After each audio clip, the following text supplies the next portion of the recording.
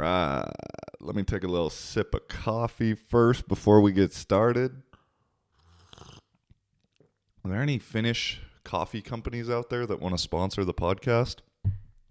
Or water companies too? I'm drinking coffee on every episode, water on every episode, or alcohol if I do it late at night, but I haven't been doing that lately. So if you'd like to sponsor this, please let me know. And let's get into it. Yo, yo, yo. Welcome to Living for a Living, episode 96. Living for a living, baby. How you doing? Closing in on the honey, baby. And I got to give a shout out first to Zach Hart. Where'd we meet? We've been like Instagram friends for a long time now. I know we've met in real life. I think we met through Michael Dixon, if I'm correct. Or did we know each other before that? Anyway, he made a purchase this last week. Got the Universe tee, which I think is actually probably my favorite thing on the website, even though I don't have one for myself. That'll be my next purchase. And if you want to support the podcast, check out the website, because this episode is brought to you by myself at www.livingforaliving.live. I don't know. Like I said, I think it's cool stuff. Although I'd be curious, is there an item or a color or something that you would like to see? Are the prices too high? Because I try and always use like the best quality product on the website that I design my stuff on. So like the sweatshirts is the highest, wholesale price wet sweatshirt. And it's like good quality. So, but then because of that, I have to charge a higher price. And so maybe I could go with a little bit lesser and then charge a little bit less. Would that be interesting? I did just order a green hoodie for myself, which is not available online. Hopefully I'll wear that in maybe 3 episodes. It should be here in 2 weeks. Because I told myself one of my New Year's resolutions, even though I said I'm not a New Year's resolution guy, which I'm not, but something I wanted to do more of was wear more color, because I like wearing black, and like if I've worn a color, it's normally like a dark green. But there's just something about, I don't even know what color I like. I look bad in red because it makes my skin look super red. Yellow I don't like. I like green. Green and blue would be my colors to wear. So I keep telling myself, okay, if I buy another jacket, it has to be a colored jacket. And that's not racist. And then what I do, I went to the thrift store 2 days ago and I bought 2 black jackets. Although they are fucking sick. They're both kind of like, not trench coats, but longer jackets. One of them's black and it's like the fuzzy material, which is kind of popular right now, which I really like. And then another one is just almost, I don't know if it's waterproof, but it's maybe water resistant.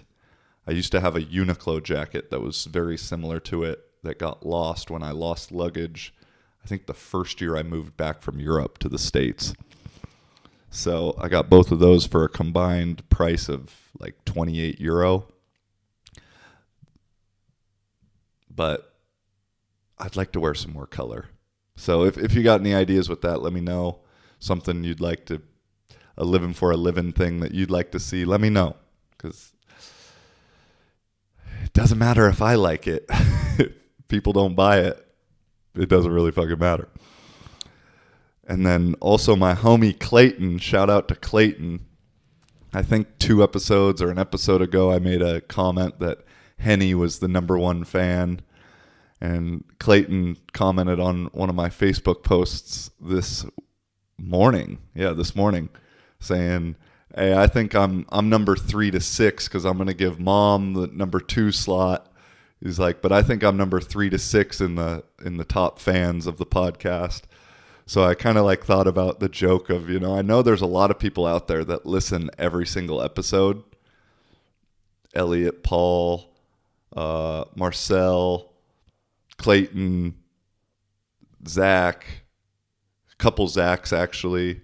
I'm sure there's more that I don't know about because you don't say anything, which is all right. Oh, I got a new listener out there. Ooh, I'm going to butcher your name. Umar? He lives in Helsinki. I think he found me through TikTok. Posted a story of him eating dinner and watching the podcast last night. That's pretty fucking cool. So I'd be curious to know, where do you think you are in top fan ranking? And then maybe we can start a power ranking, a top 10, top 20. It'd be great if we could get to top 50, top 100, But I just thought the idea of okay, we can, almost like a joke of power rankings of fans of the podcast. Clayton is clearly number 3 right now. He might even be number 2. You might be in front of my mom, bro. Because my mom wrote, "It was nice to see you again," on the YouTube podcast where I didn't have any visuals. It was only audio. So I think she's faking it. So Clayton, I think you might be number 2. Sorry, Mom. That puts you down to 3. My dad is moving up into the rankings because now that he's figured out how to get onto YouTube and Spotify, he's been watching pretty much every episode. So you guys got some stiff competition out there. I know Dixon's in it, Greg. I got a couple father-son combinations that watch. That's kind of cool. Michael and Greg, Marcel and Martin, Paul and Elliot. Man, I'm just fucking bringing families together out here. That's pretty cool, actually. I'm serious about that. All jokes aside. But let me know where you are in the power rankings, along with a color or a piece of merch or a price point from that side of things that you think would do better. Because I'm all ears. I'm all up for suggestions. And yeah, all right, I've rambled the intro for 7-10 minutes. Let's get into it. And first thing on my mind this week, in the age of internet that we are in, and as I said, I'm getting back on the TikTok scene. I see it. I like Twitter. I see it in Twitter all the time. But I think that we should make anonymous social media accounts illegal or banned or whatever, censored. I'm not for censorship, but I'm for that kind of censorship. I guess not even censorship, just making them illegal, because whether they're saying good or bad things, and by good or bad things, I mean things that I agree with or disagree with, they're hard to believe, and you can't really quote them.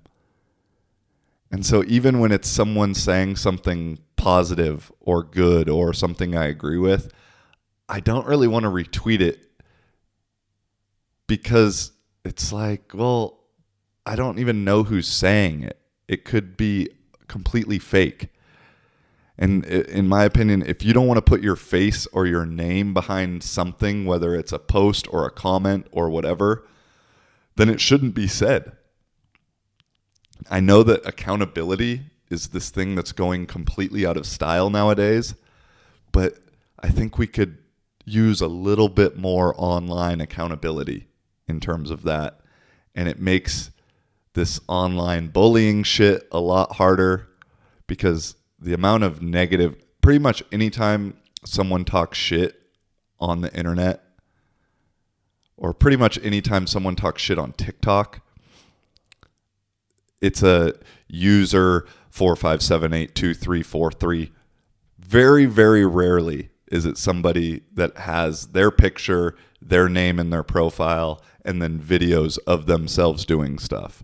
And if you do talk shit and you have all those things in your bio and profile picture, respect to you. Because while I think you're kind of a piece of shit in a way, because if you're really trying to bring people down on the internet, maybe I shouldn't say you're a piece of shit. I almost just feel sorry for you, because obviously something's not right in your own day-to-day life where you're trying to bring other people down. But I do respect the accountability that you have. And that shows that there's at least hope for you to get through whatever you're going through that's causing you to be a negative person.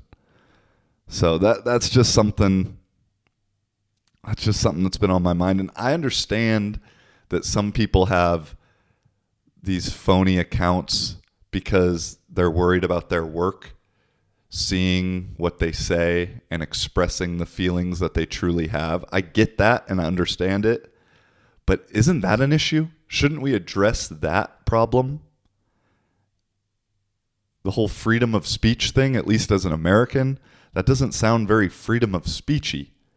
If no matter what you're saying, as long as it's not advocating for the killing of people and harm of people, I think you should, for the most part, be able to say what you want. And even then, I'm not thinking it's great, but censorship then leads to these little like black market outlets. And then, I mean, it's happening right now with Rogan, where there's so many more people that are finding out and learning about Rogan because he's being silenced or attempted to be censored through people. You know, I see on Twitter so many people say, well, I didn't really listen to him, but now since people are making such a big deal about it, I've started to listen to him and I really like him. And that kind of thing goes for both sides, whether it be something that's positive or negative, whether it's hate speech or whatever it may be, where someone might not even be hip or even know that a certain kind of thing exists, and then you start talking about censoring it and limiting it, you're going to find people that didn't even know about it that are going to find it and then support it. So the whole anonymous social media stuff is just kind of an issue, in my opinion. I think it just boils down to the fact of like being a little bit more accountable. And if we had a little bit more accountability in multiple facets of life, facet, we'd be doing a little better. Oh, what do we got next? I'm not proud to say this, but I went on a little bit of a binge watching streak this past weekend. It's a show on HBO Max called, or maybe just HBO Go or whatever the fuck it's called Station 11.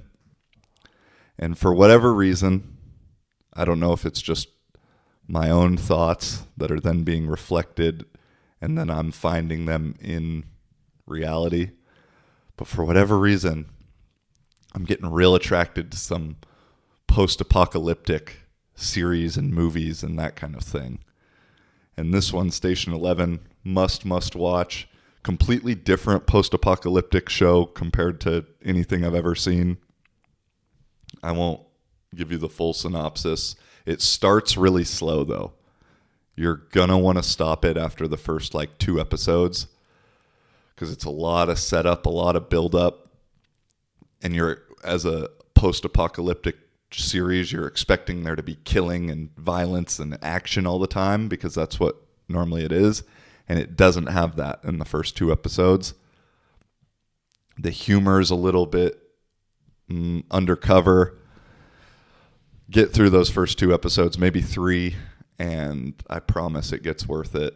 From the plot to the storytelling to the cinematography to the originality of it. It's something I have not seen in a while, and it will be tough to recreate because it's very unique. Very good, very good. Yeah. They should sponsor me because I think that was a really good review for them. But that was just random. I don't really like to binge watch stuff, but then when I do, I really fucking get into it.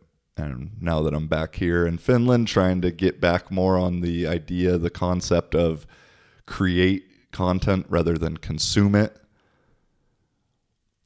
But as I alluded last year, or about last year, is I almost got to a point last year where all I was doing was creating. And so it was almost a way that I was losing or lacking any inspiration. Because art in itself and podcasting in a very loose definition, I find is like art. You know, anything that's done with camera and editing and those, it's all art. Like, I don't know what the definition of art is. Let me look that up. Definition of art is the expression or application of human creative skill and imagination, typically in a visual form, such as painting or sculpture, producing works to be appreciated primarily for their beauty or emotional power. So podcasting does fit that, especially if there's a camera. But even so, in the same way that music is art, and I'm not saying that my podcast is the same as Picasso or anything like that. Ooh, podcast Picasso podcast. That'd be a good title or theme or something. It's still a form of art. And so if all you're ever doing is creating your own, you're only then just going to continue to do what you've done, which can also be brilliant and beautiful. But art in itself is kind of based off of copying things, whether it be music or painting or podcasting or video editing, movies, film, whatever, TV. I don't know if it's impossible to create anything truly original, but it's very difficult to. An example is you take music, which you could come up with almost a completely new genre or new sound of music, but it's still, whoever created it probably heard something at some point in their life that they're kind of comparing it to or kind of making it sound similar to that. Same way, my own way of relating is in the podcast game with my thumbnail and ideas about structure and little segments and things like that. I take little bits and pieces of all the podcasts I watch and try and make them into my own. And take little jokes and phrases and ideas and being controversial. It's all from somebody else. It's my own thoughts that I've arrived at, but I'm being influenced by somebody else. And so whether it be music and, hip hop is an incredibly original and unique genre when it came out. But at the very core, they're sampling older songs and older records. And so they're using something that already existed to make it new and make it their own. And so it could be argued that it's not new. Even though it is new, it's using something and copying something that already existed, but just copying it in a different way. And so when I do the vlogs and some other video editing and stuff like that, same kind of thing.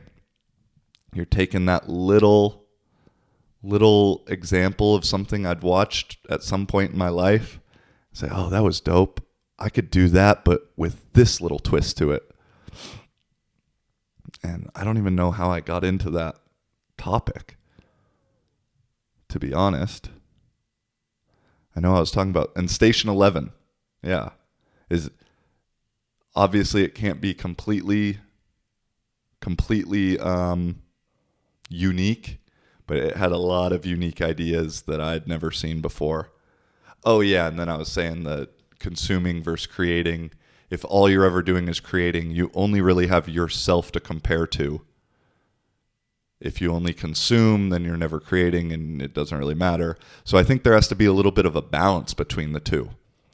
And so while I don't want to get in the habit of like binging something every single weekend, I'd rather work on some of my own stuff. I think it's still necessary.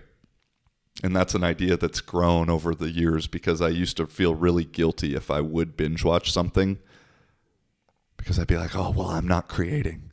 I'm just consuming. I'm just being a part of the machine. And that's okay. So, yeah. Rant over. Therapy over. Let me take a sip. Look at my next topic. I have so much more to say now, too. Because as I said, I was running out of shit to say. Or I was just saying stuff just because I felt like I needed to say stuff. Whereas like I know it's going to be a good podcast depending on how many little bullet points I have in my notes that I kind of formulate throughout the week, which I gather from all different places, whether it be Twitter, Instagram, my own thoughts while I'm walking. But Twitter then just becomes the little diary of thoughts sometimes. And so before I get on, I normally go back to the Twitter, see what I retweet, what I tweet. Oh yeah, let's talk about that. Oh, let's talk about that. And for last maybe, I don't know, episodes 80 through 90 or 75 through 85, I don't know. My notepad was very short. I'd have a couple bullets, but I wouldn't really expand on them.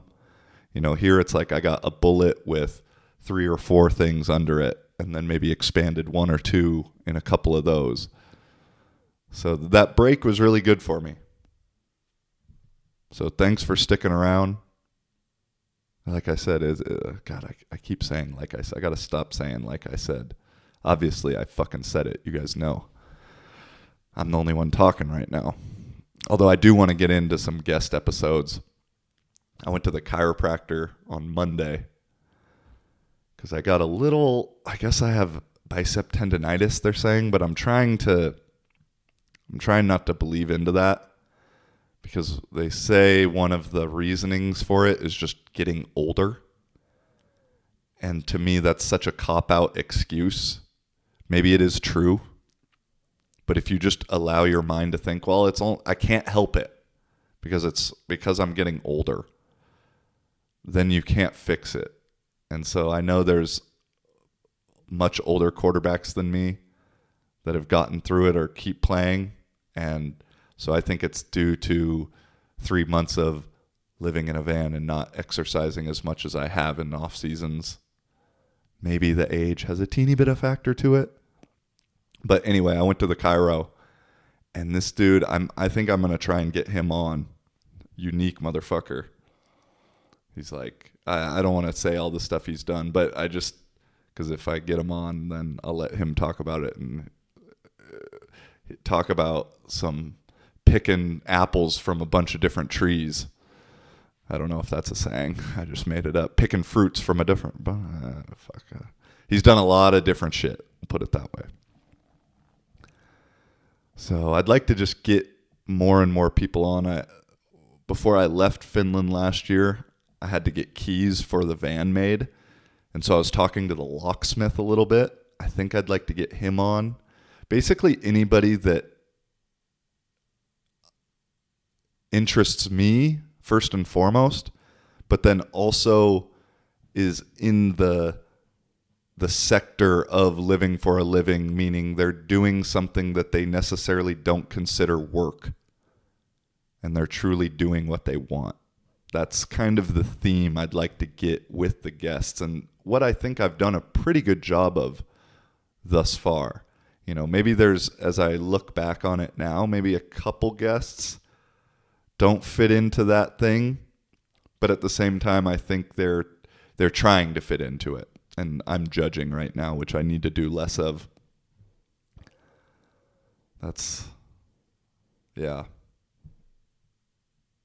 Judge less, understand more.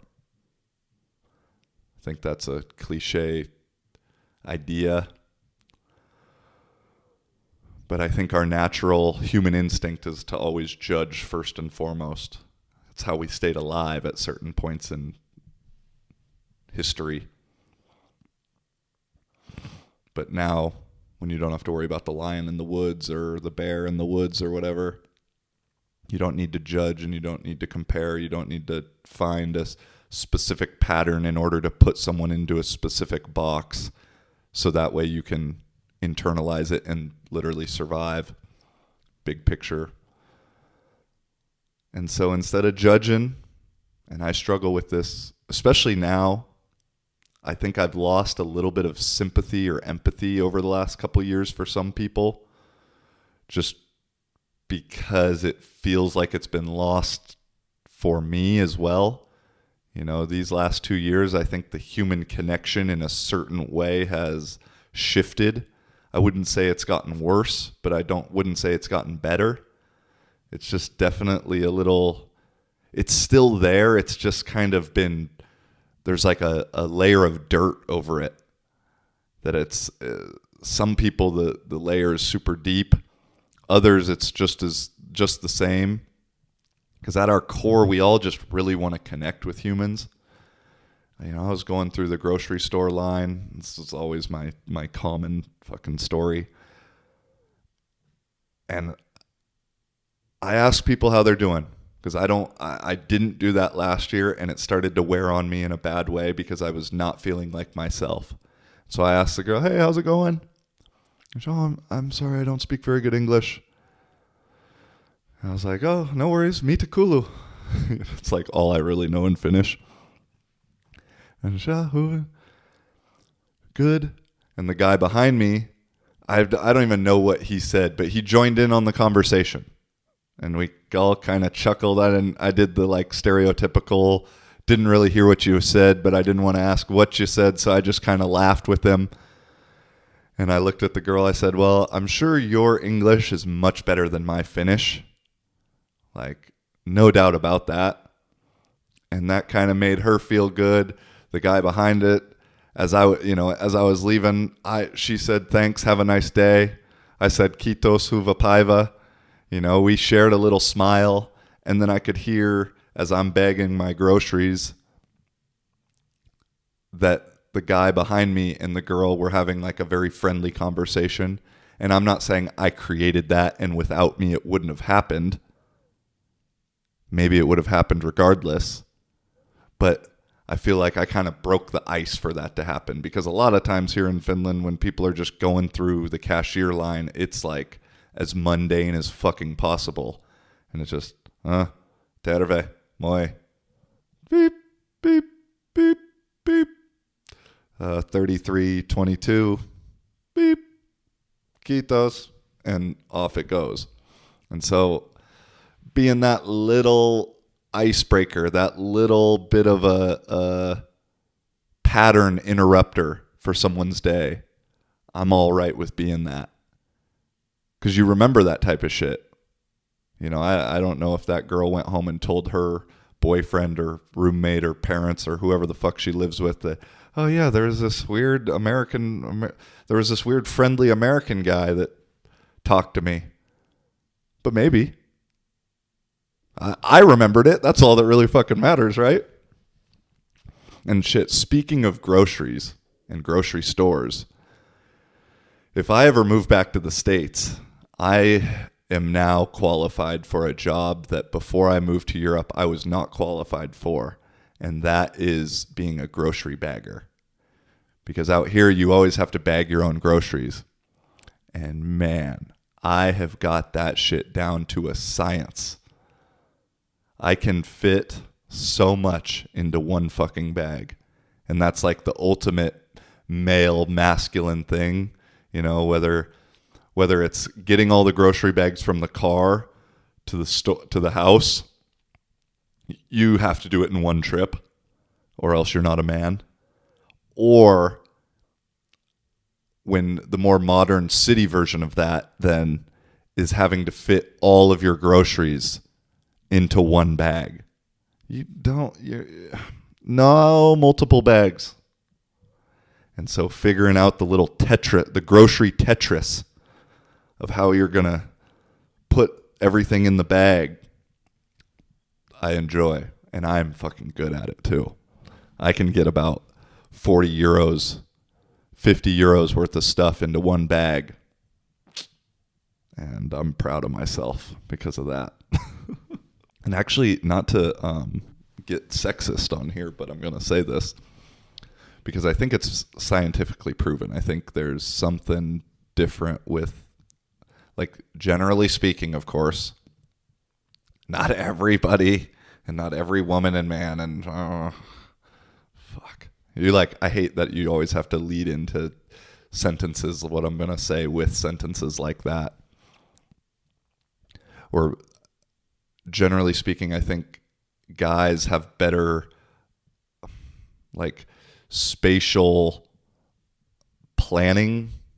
I don't know what the right word is, But if you're going to pack something, like pack up a car, like playing Tetris, essentially. I don't know what... Oh, that'd be interesting to see. Like top players of Tetris. I would just go out on a limb and say, are guys. But then the reason I brought all of this up is because of grocery bagging and how I said Tetris. Because back in the States with grocery baggers, it's typically, in my mind, from my memory, it's always a guy doing that job. I don't know. To all my people in the States, next time you go to the grocery store, do a little research for me. Let me know. It doesn't matter at all, but this is just an idea that popped into my head. And I have no point for it, so let's fucking move on.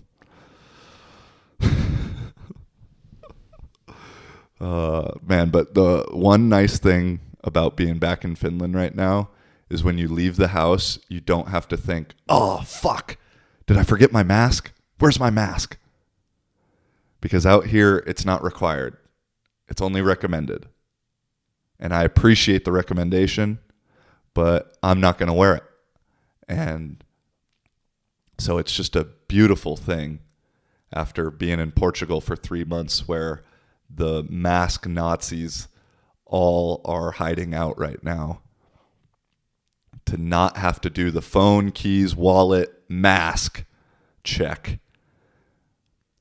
Because nothing is worse, I live on the 8th floor here in Finland, than getting to the bottom. And when I was in Portugal, I was living on like the 3rd or 4th floor.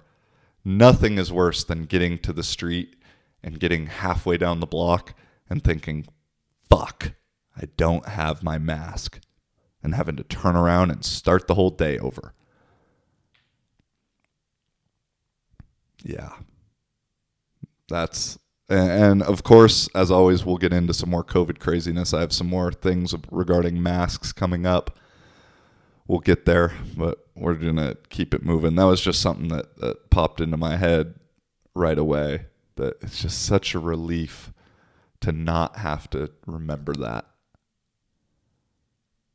Oh, it's nice. Because then, yeah, when you go in the stores here, it's probably like 50%. Maybe a little bit more right now because there's a lot of fear porn going on in Finland right now for the first time in 2 years.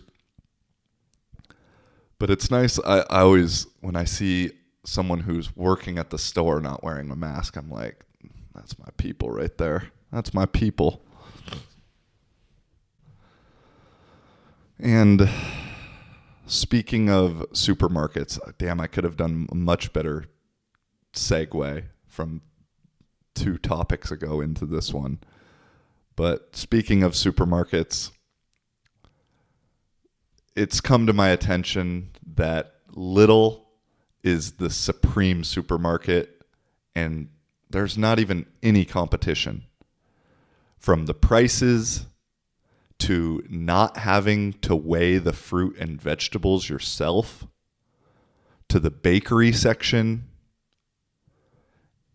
Lidl is just absolutely head and shoulders above any other supermarket.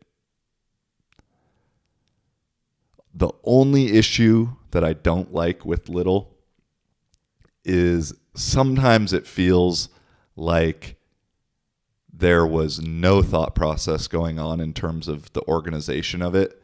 Like you'll go from cleaning supplies to coffee to candy. And it's like, dude, these 3 things don't add up. These 3 things shouldn't be together. And then on top of it, the other reason why Lidl is so great is they have the little section of stuff. And it's like the lottery because you never know what you're really going to find.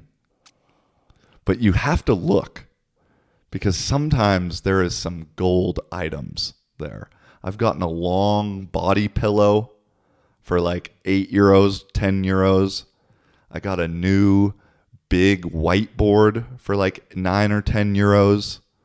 Sometimes they have power tools that are pretty good quality. Those fucking Germans, man, while they are a little crazy, in some ways and a little bit prone to mass formation, they sure do the grocery store products very well. And the quality that you get for the price is top notch with the Germans. You know, other stores just don't have that. You can't go to S Market and get a drill while you get your eggs. You know? You just can't. And a quality drill at that.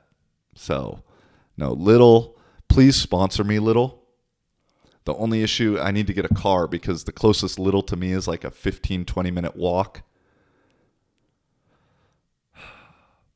And now that it's cold, and my last few months here in the fall, I had the van, so I'm used to driving Kuopio. So now that I'm back to being a fucking peasant and walking around, it's just a little tough. But I'm in the car market right now. Since the van died, oh, I think Ant's home. Yep. We'll get a little feature from Ant maybe. What up, dog? You want to say what's up to the people? What's going on? Ant in the building. What's going on? We'll get Ant on here at some point. Definitely. Yep. He just got back from the gym. Yeah, and I'm just still talking shit. I was just saying how Lidl is the superior supermarket compared to every other supermarket. And I'm just about to throw this out there. When your dogs pee in the snow, like cover it up with snow. That's like that's disgusting. All right. Good. That someone will be mad about you saying that on TikTok, so that's a clip right It there. doesn't even matter. It's just like every step I take is yellow snow. Like cover that shit up. That's nice. Yeah, that is true now that I think about it. There's a lot of yellow snow in certain spots.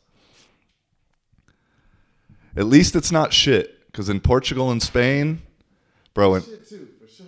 yeah. I mean, if I had a dog and no one's around, yep, I'll cover the shit up and then keep it moving.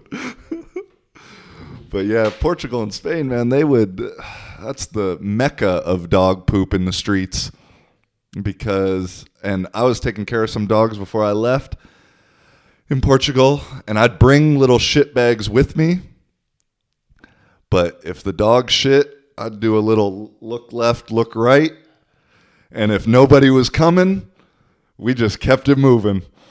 And then I'd even do the 1-2 fake out where if someone was walking by me as they were shitting, I'd get my bag out, I'd get the bag out, and then as soon as they left, as soon as they passed, their backs were turned, we went the opposite way and kept it moving.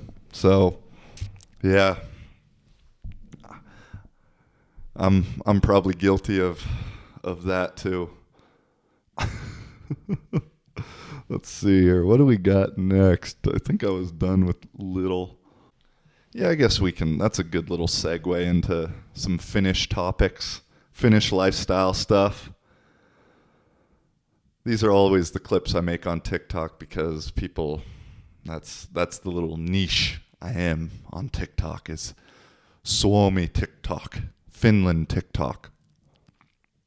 And all my videos, if I start the first 2 seconds saying Finland in them, they do good. Because while you Finnish people mind your business very well, you're also nosy as fuck and want to know what a foreigner like myself thinks about you guys, which I appreciate because that helps me out. That helps my growth out. But it's just after last week talking about how some of the new rules don't make sense, and that really surprised me regarding the Finnish government because throughout my time here, it feels like the Finnish government, for the most part, has their shit together. Society here, compared with pretty much everywhere else in the world, I think runs pretty fucking well. I don't mind paying taxes here because it appears that taxes get used in a good way. The streets are always plowed. There's always gravel on the sidewalk when it's icy. Healthcare, medicine, I guess those are the same thing. School, all those things, like, you know, it's being used in the right way. But it's just interesting to me that when I guess complain about things not making sense, some people go into the mindset of, well, it's because it's a feminist government and it's because it's a girl who's in charge and it's all women in charge. So what do you expect, because there's no logic and blah, blah, blah, blah, blah. Because for people who don't know, the prime minister here in Finland is, I think she's like 35, 40-year-old lady. She looks pretty good, no lie. And so that like pisses off a lot of people, I guess, because even though Finland is very equality driven and has a lot of equality in terms of statistics and societal things, I think Jordan Peterson's talked about this at times, there's still some super ignorant motherfuckers that don't like that. Yeah, I think Jordan Peterson talked about the fact that in countries like the Nordics, where I don't know exactly what the right word is, but equality is most high, where men and women from pay and lifestyle and all that stuff are the same. It actually ends up making the personalities completely different. And I don't know if it's causation or reaction, or, man, I'm getting into stuff I don't know what I'm talking about, so I'm going to shut the fuck up on that. But it's just interesting to me that people will blame some of these rules and stuff on the fact that the prime minister is a girl. That's why the issue is how it is. Even though most of these people probably have never lived outside of their city. Because Finnish people, you don't know how good you have it here in terms of government. Like, yeah, it's obviously not perfect, but that is one common theme around everyone in the world, is they all think their government sucks for the most part. Even in places where it's good, you're still going to find people that think the government sucks. And that's like the thing I realize as I travel around more and more. I've said it before, that we're all so much more similar than we are different, but we all focus on our little teeny differences rather than focus on the similarities. And one of the main similarities is that nowhere has a good government. Everywhere is a little corrupt. But it's funny to me that the people complain, oh, it's because it's millennials in charge, or it's a woman in charge, it's whatever.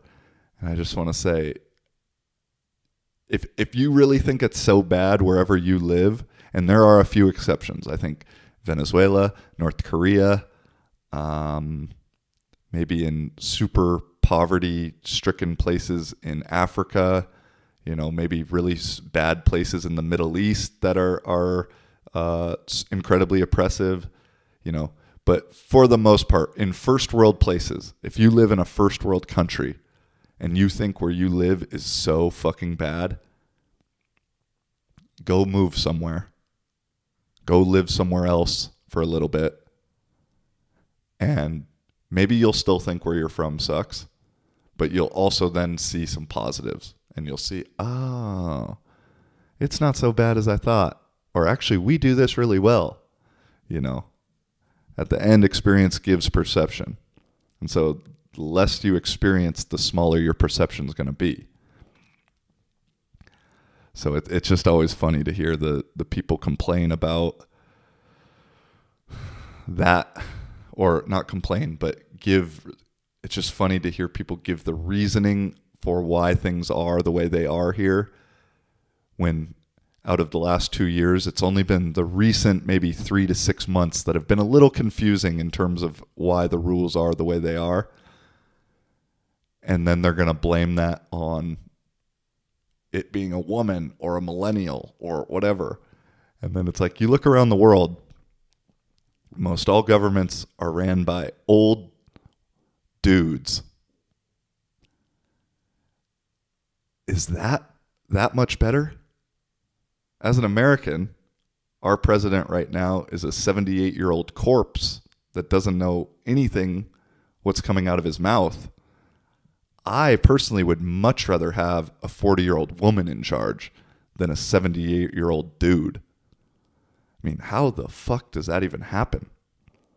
People, once they get over like 75, can't get hired for most any normal job because they're not like fit to do it according to whatever. Yet in politics, they dominate. Like, tell me how that makes any sense. You know, I like I said, Finnish people, you don't know how good you have it. You're complaining about your prime minister being young and a woman, when in the U.S. we went from a guy who literally didn't think before he talked to a guy who literally can't think before he speaks. Trust me, you got it pretty good with someone who can think and speak. That's a big deal.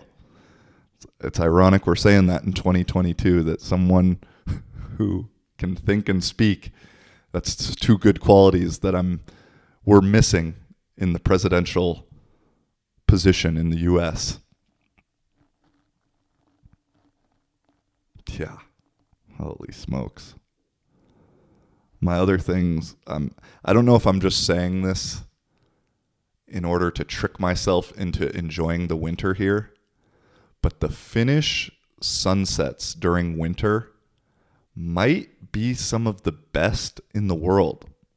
I thought that Portugal had the good sunset culture, and it really does, because there's 300 days of sunshine a year, so you get typically 300 sunsets a year.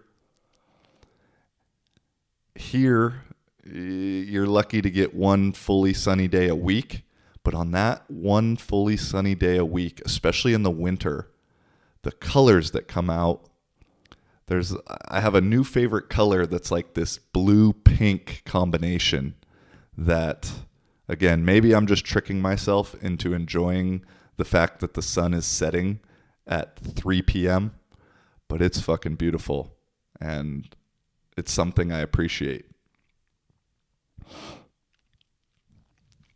What else we got in the Finnish world?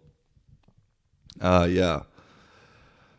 Since living in Finland, there's been a few things I've added to my vocabulary. And I think everywhere you move, or at least I've experienced this now in living in 4 or 5 different countries or whatever with different languages, and picking up a little bit in specific languages, and then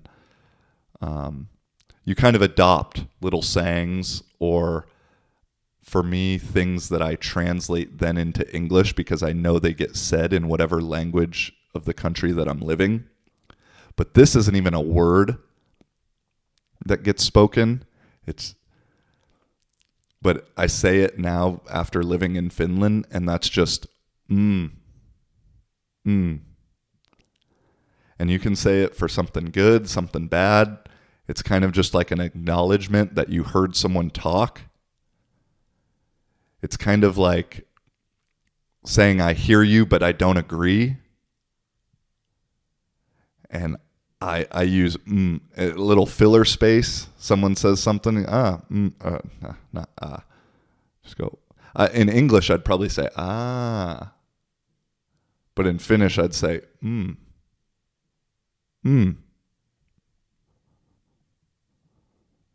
Yeah, it's pretty cold today.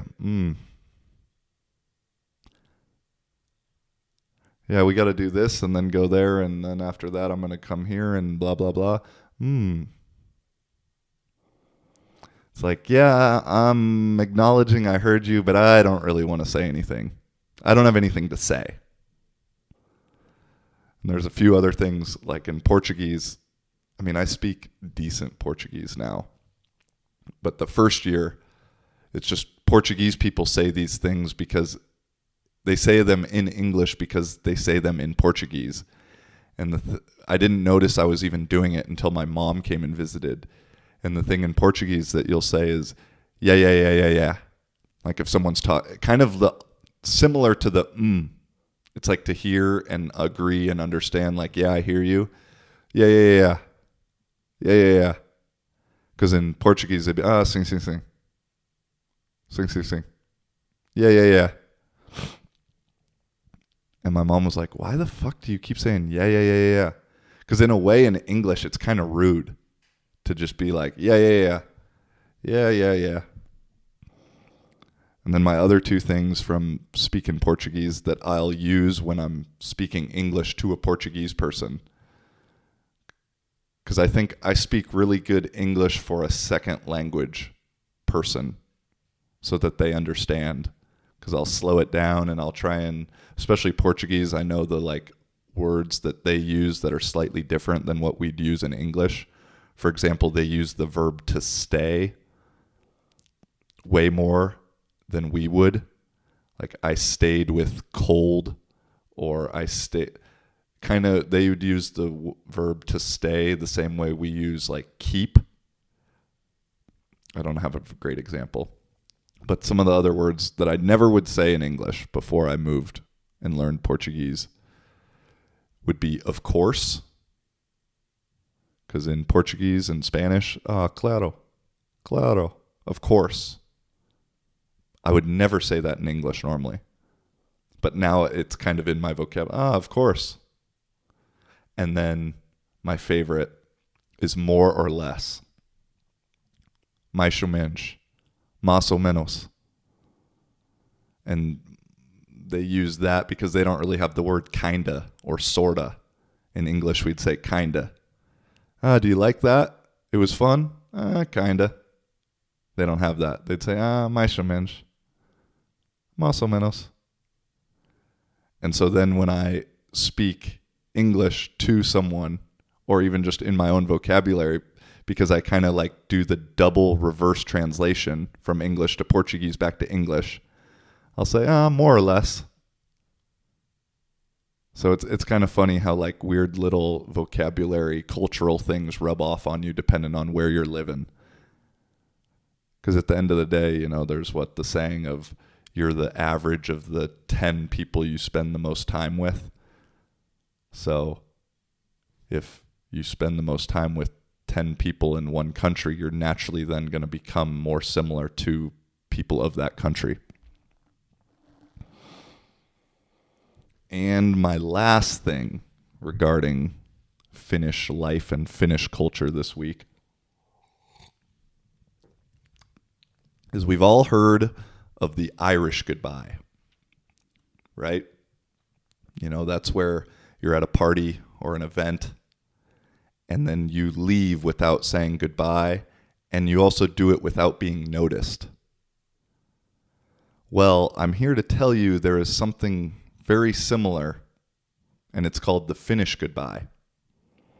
And like the Irish goodbye, you leave without saying a word.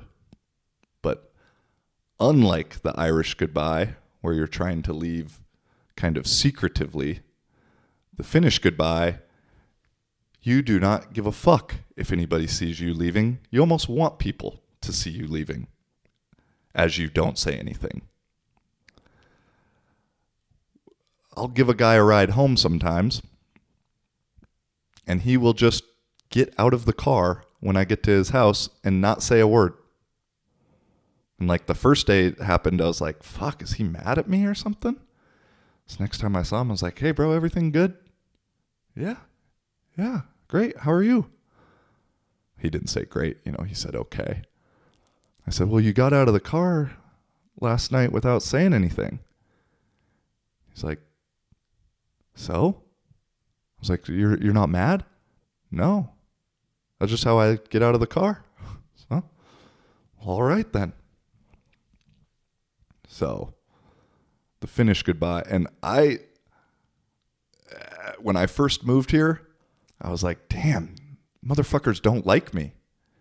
Because in most all the other cultures and places I've lived, in the States, like, it kind of sucks in a way. Like, I truly almost like the Finnish goodbye better.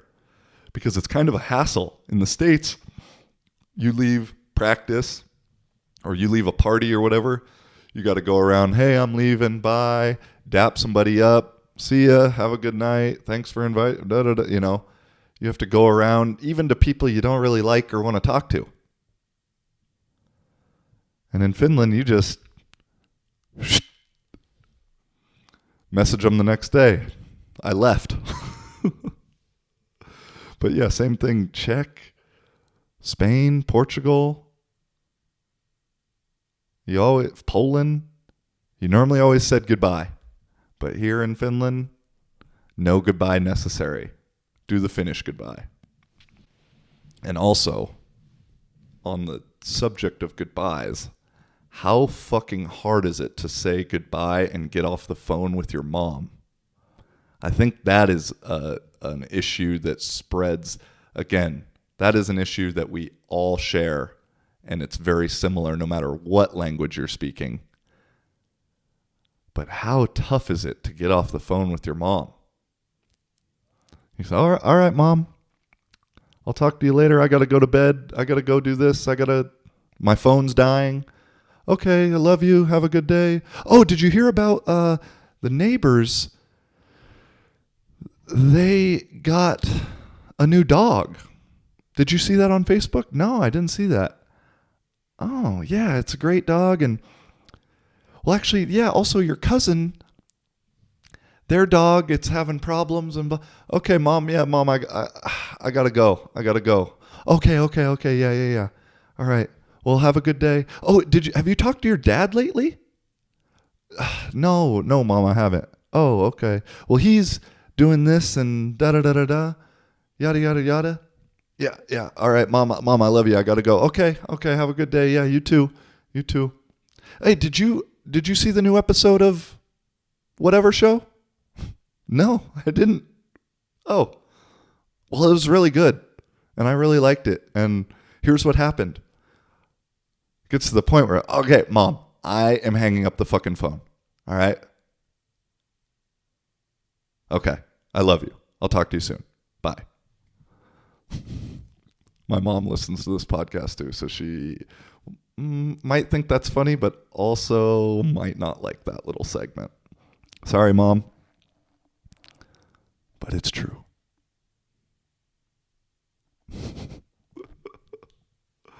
Well, I'm going to get into some... I have some COVID craziness stuff to get into, but before that, I'm also going to get into some just American shit in general. So if you don't want to hear about some insanity that's going on in the U.S. and around the world, which I don't blame you, appreciate you listening, but let's get into that. And nowadays, I think we are living in a simulation to a degree, because I've also noticed this recently. I feel like I see the same person in different places in different countries consistently. And I don't mean the exact same person, but the same type of person. Like when I was on my road trip, I swear I saw the exact same dude in the gas station in Estonia, in Latvia, and Lithuania. I knew it wasn't the same guy, but from just the vibe and the role he was playing in my life and the appearance, he was the exact same person. It was crazy. And so to a degree, I think we're living in a simulation. And ironically, SNL had a little bit of a joke about it. It was actually one of their better skits they've had, talking about Joe Biden. Like Pete Davidson was the real president and in the real world, and Joe Biden is just the president in the simulation world. And ironically, I think that the U.S. is turning into a 90s Saturday Night Live skit. You know, a couple of these things I'm going to bring up, they don't sound believable. Like they sound like they would be SNL skits.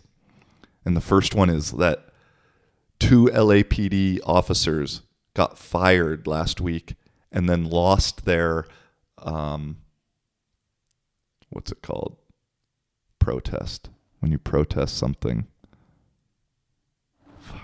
What's the word?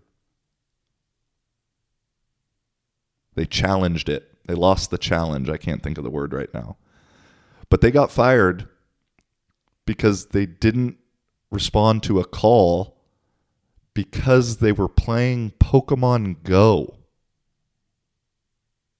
And I stole this example from the Tim Dillon episode because he talked about it yesterday or the day before. Which, please listen to Tim Dillon if you don't already and you like my style of comedy, if you can call what I do comedy. But that was just too good not to talk about. We're in places that want to defund the police. Not only are we defunding them, we're firing them because they are playing Pokemon Go and not responding to calls. And I get it, because Pokemon Go, that took over my life for like the first 3 weeks that it came out. Granted, I was at home living with my mom, not working, so at least I wasn't a police officer. Man, but Pokemon Go, that first 3 weeks, I wish I could go back to that time. That was a time in life before pandemic where you felt like this human connection was happening again. Because in Issaquah, where I'm from, people would meet up, one of the main hot spots in the city, because you could sit in one area and be between three like Pokemarts or Pokemarts, I think they're called, Pokestops, where you could like get experience points. It was at the fish hatchery. And so you could go there. If you went there from noon to 9 p.m., there would be at least 20 people all hanging out there playing Pokemon. From 10-year-olds to 70-year-olds, all just hanging around. And it was like a festival feel. Everyone's friendly. Everyone's helping each other with the game. You know, someone would come around from around the street and say, "Oh, there's a fucking Snorlax over there." And everyone would fucking run over there together. "Oh, you got it?" "Yeah, I got it." "Oh, cool. I mean, that was a magical time. Me and my homie Travis DeCelia would go. There was another spot in town, ironically, right next to the police station, where if you sat in your car, or you could be outside your car, obviously, you'd be in between 2 or 3 little Pokestops too. So me and old Travie D would just sit in our car, smoke a blunt, and play some Pokemon Go, listen to music, and catch some fucking Mewtwo's. Just had a little technical difficulties. My MacBook is getting old, so his battery doesn't really charge that good. Well, hopefully this works. If not, I'm talking to myself, which that's all I'm doing anyway. But, I think I was talking about Pokemon Go. I don't know where I was going with it, so we're going to just move on to the next Saturday Night Live skit that's happening in the U.S. right now, and that is with good old Sleepy Joe saying that I'll get the video here, but he essentially said that MLK, I think he was talking, it was on Martin Luther King Day, and he said that MLK's assassination didn't have the impact worldwide that George Floyd's murder did. But even Dr. King's assassination did not have the worldwide impact that George Floyd's death did. And I guess that's up for debate, but that just seems like an outrageous comparison with Martin Luther King and all of the things he did to then basically diminish it and say it wasn't as impactful as George Floyd is wild. Like, again, that's something that would be on a Saturday Night Live skit. And for the record, it's been proven and admitted that the CIA said they assassinated MLK. So kind of ironic that a government agency did that, and then that same government named a holiday after that guy, huh? Pretty American, though, when you think about it. And then the other thing. Every 37 seconds, someone is arrested for possession of marijuana. Since 2010, state and local police have arrested an estimated 7.3 million Americans for violating marijuana laws, over half of all drug arrests. Black people are 4 times more likely to be arrested for marijuana laws than white people. States waste $3.7 billion enforcing marijuana laws every year. Most of the people police are arresting aren't dealers, but rather people with small amounts of pot, just like me. I'm Gary Chambers, and I'm running for the U.S. Senate, and I approve this message.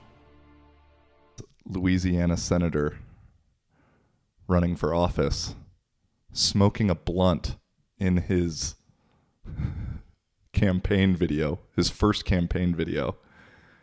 And again, if you would have said that someone was going to do that 10 years ago, 5 years ago, you'd be like, get out of here. That's not real. Like, again, that is a charade, a skit that's on Saturday Night Live. And personally, man, that video is dope. And I vote for that guy because the whole war on drugs that was started by Nixon has been proven. Anytime we put a war on something, whether it be drugs or terrorism, somehow way more of that thing ends up fucking happening. So after the billions and billions and billions of dollars that's been spent in order to the war on drugs and specifically marijuana, for it then to be legal and then the same government being able to make money, which they were already getting money for from taxes in order to do the war on drugs. Now they're getting money from selling the same thing that they were at war with. So for a politician to come out and the first clip is him smoking a blunt, that is fucking sick. And I think we need more of that. So like I said, some Saturday Night Live skits are good. That's a good one right there. And then the last thing that'll transition us good into COVID craziness, and maybe this is part of COVID craziness, is a lot of places now, in addition to the Vax Pass, are checking IDs with the Vax Pass because obviously, or just from what I hear, there's people that are using fake Vax Passes. And so they have to check ID to confirm that the Vax Pass is theirs, and I'm sure there's still a way around that. But it's just ironic that it's okay to check ID if it's with a Vax Pass in order to eat at a restaurant, but you can't, it's somehow like racist to check ID to vote for president and government elections. You know, to me, if we're going to put a hierarchy of things that are more important, it would be voting is a little bit more important than eating at a restaurant. So the rules and regulations for voting should be a little higher, or at least on the same level as eating at a restaurant. I don't think voting really matters too much in general, at least on the federal level. We saw over the last 2 years that voting at a local level is incredibly important because you get guys like Newsom and Inslee in Washington and California in as governor, and those motherfuckers are terrible. I feel it's crazy. You know, speaking of that kind of thing, a little example of the craziness that's happening in Washington right now. This clip of a school in Washington, kids at lunch are eating outside, socially distanced, on trash cans. It's like, how does anyone in charge think this is okay? How does any teacher not say anything? That's just like even more the scary part of it than the actual act of itself, is that there's 20 adults or something at this school that are all going along with it, and there's at least 2 of them that are setting that shit up. It's like, that's what scares me even more than well, I mean, think of the psychological effects that are then happening on these kids regarding everything that's going on. And it's something I've thought about since last episode and over the course of these 2 years, is whether a kid's parent is incredibly fearful of COVID and makes them wash their hands every 5 minutes and constantly wear a mask and, tells them that they could always almost die. Or on the flip side, that a parent is saying, that's bullshit. Don't listen to don't listen to the government. Don't listen to this person. Don't listen to that person. The effects on a young mind, whether it's either side of the spectrum, I guess we'll find out what the impacts are. But to me, it just doesn't seem like they can be very positive in the grand scheme of things. The constant mask wear. I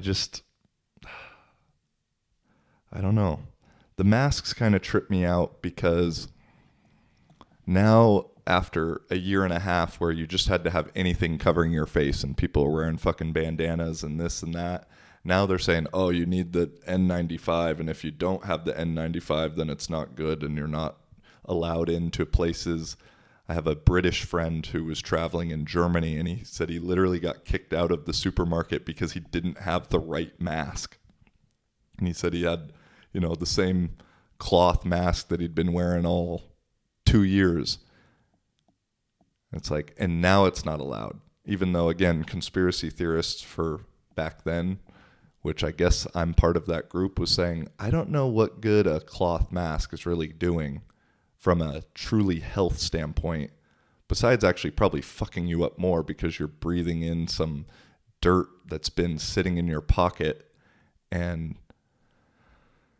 now it's being said is scientifically backed.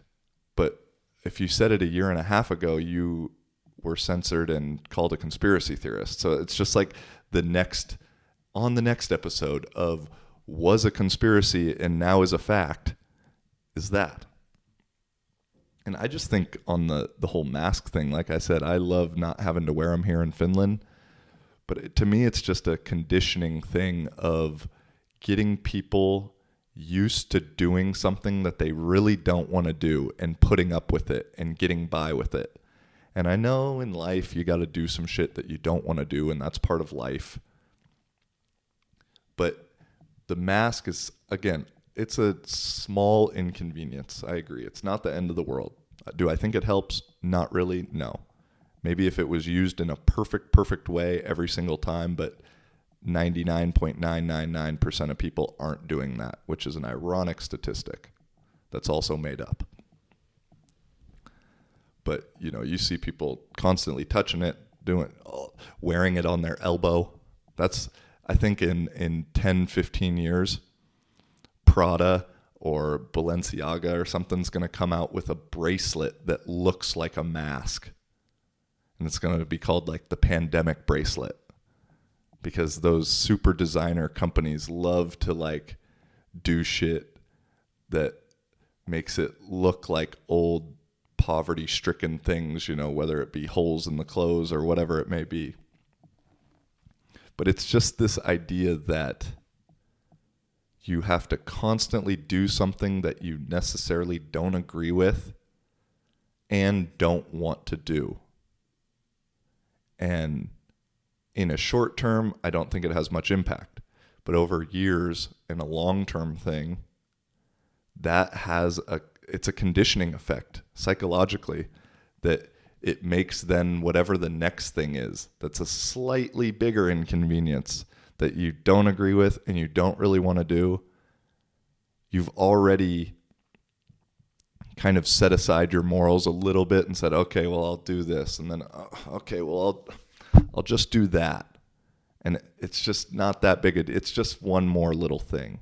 And then it's one more little thing and one more little thing, one more little thing. And then you add up fucking 12 little things and it's a big fucking thing.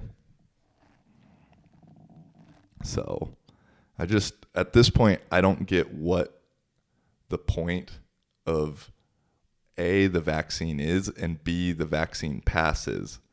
Because when you have the Pfizer CEO coming out and saying, and I quote, "We know that the 2 doses offer very little protection, if any." The 2 doses of the vaccine offer very limited protection, if any. The 3 doses with a booster, they offer reasonable protection against hospitalization and deaths. Against deaths, I think very good. And less protection against infection. Now, we are working on a new version of our vaccine, the 1.1, let me put it that way, that will cover Omicron as well. And of course, we are waiting to have the final results. The vaccine will be ready in March. Why then is it required and they're trying to mandate it that you have it? When the guy who's making the most money off of it, the guy who shouldn't be saying this, is saying that it offers little to no protection, if any. And then he goes on to say that we'll have a new vaccine ready, a 1.1 if you want to call it that will cover the Omicron variant. And that should be ready in March. And it's like, oh, good. I'm going to be in line for that one. I totally trust you now. Just made billions of dollars off of a vaccine that offers little to no protection, if any. But I'm supposed to trust that the new one's going to cover that. And that's what cracks me up is they make the distinction of, oh, well, it'll cover for Omicron, which is an incredibly mild issue in itself. That isn't even that scary. But on the same side, they're saying, get the booster to help you for Omicron. But the booster came out before Omicron was available. So, and then when the CEO says, yeah, and then we're making this 1.1 in mind with Omicron, that means that the booster has nothing to fucking do or Omicron wasn't even thought about when it was being developed. So it's just this like little interwoven thing of lies and deception that just make it so hard if you think about it a little bit. And again, I'm not saying I'm the smartest guy in the world at all, but I just like to think about shit and think why and think how and think what.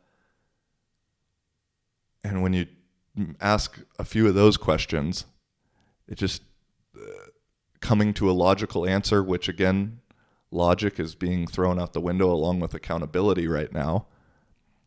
It's tough to come to an answer. And then not only are the vaccine passes being pushed and enforced and all those things, but in places like Austria, the vaccine is becoming mandated and required, I think by next month. I don't know the exact date.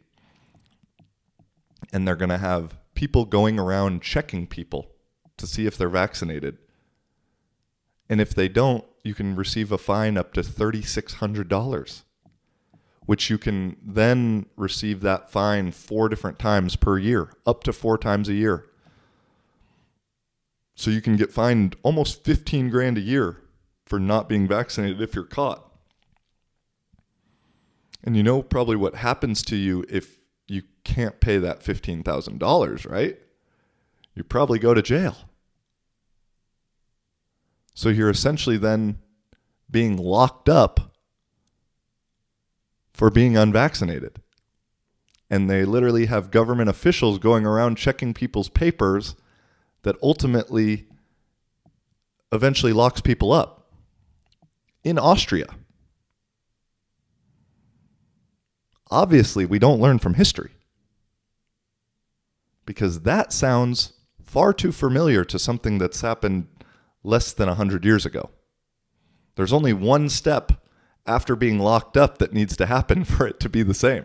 And again, on the idea of, with this Pfizer CEO coming out and saying that, also in Israel, which is the only so far quadruple vaxxed country that still also has, well, it's only quadruple one right now because Israel's been a little bit ahead of every other country.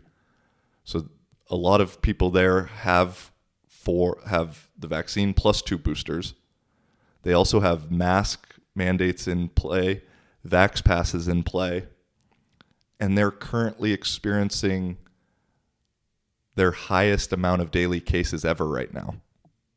So again, with the evidence, and you can only use evidence of what you have so far, why then are they requiring these things? That's a question we should be asking yourself. I don't know. I truly don't know the answer. Anything would be speculative. But that question is still valid. You know, there's just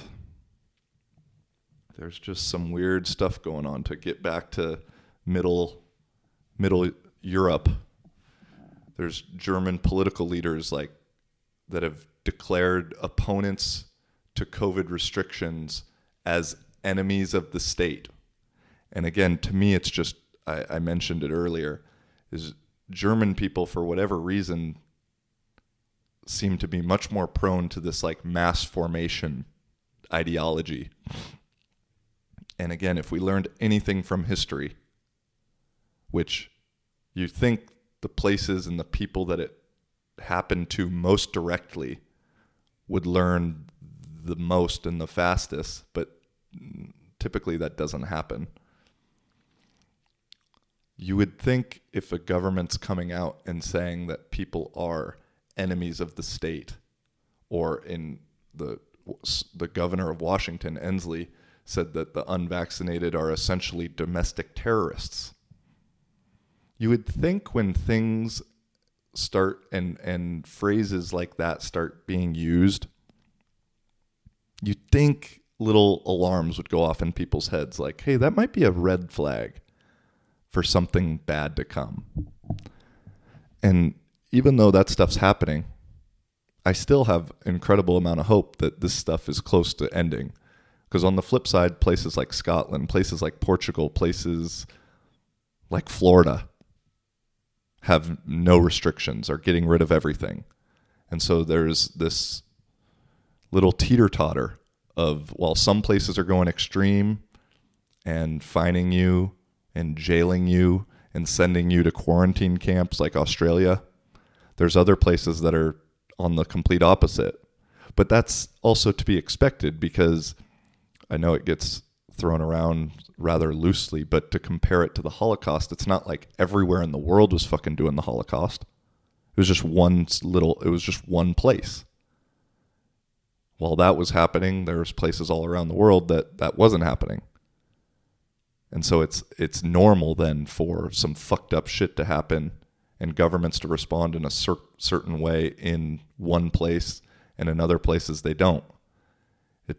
It gets to the point where we have to say, like, well, when is it the job to do something about it? And I don't know.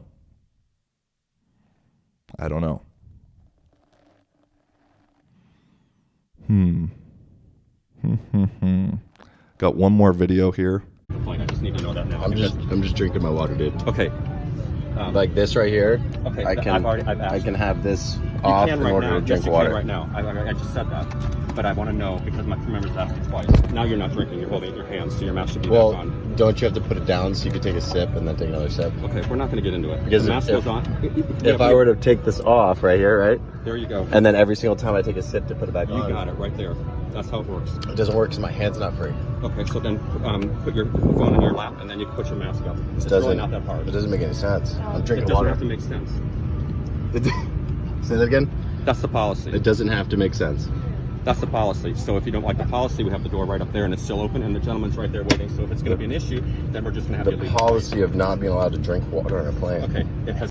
I mean, man, if that just isn't the epitome to what's going on. Someone in authority talking about the rules saying it doesn't matter if it makes sense. Do it or leave. That video right there, and I'm sure that kid was probably being a dick and like drinking water a little bit too much, which is a crazy sentence right there, but probably being a dick about it. I have a video where I told my hitchhiking story on Instagram, and I was in the airport and I said, you know, here's a hack for you so you don't have to wear the mask, is just constantly drink water. So maybe, I'm sure that guy saw my video and that's why he was doing that. There's also a thing on Twitter this week that a guy was eating one French fry for the entire flight, and he had a picture of it or a little video of him just like with a French fry in his mouth like a toothpick. And that is the level of pettiness that I hope I can reach one day.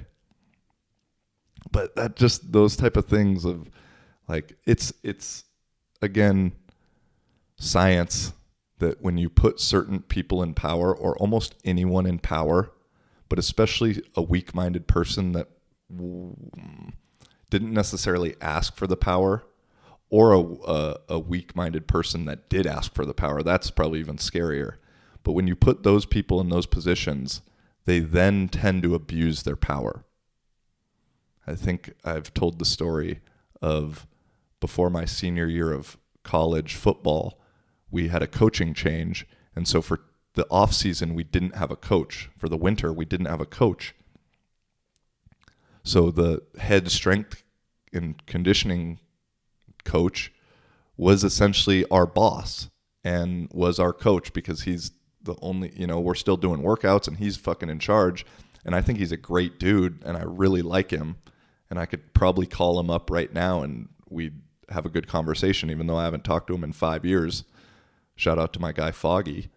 But I think he would probably admit at this point that in that little 2-month stretch, the power went to his head and he was not like how he was before then. I mean, that off season was terrible. And it finally came to a head where I had to be like, bro, I walked out of a workout because I needed to go catch a flight. And yeah, I'll tell that story at a later date. I think I've already told it. But it's just evidence, or anecdotal evidence, that fucking you give someone too much power, it's going to go to their head, including flight attendants. And yeah, I'll leave you with this thing because this just came to my head earlier today. You know, people love to compare the vaccine mandate and like it being a law to the same law as seatbelt usage. Because while it's a law and it saves you, it's safe. And if you don't wear a seatbelt, you can get a ticket. So if you don't get the vaccine, you should get a ticket. They love that little narrative. So next time someone makes the comparison of vaccine mandates to seatbelt laws, just tell them you ride a motorcycle. That's all I got. Thanks for everybody listening. Until next week, peace and much love. Holla.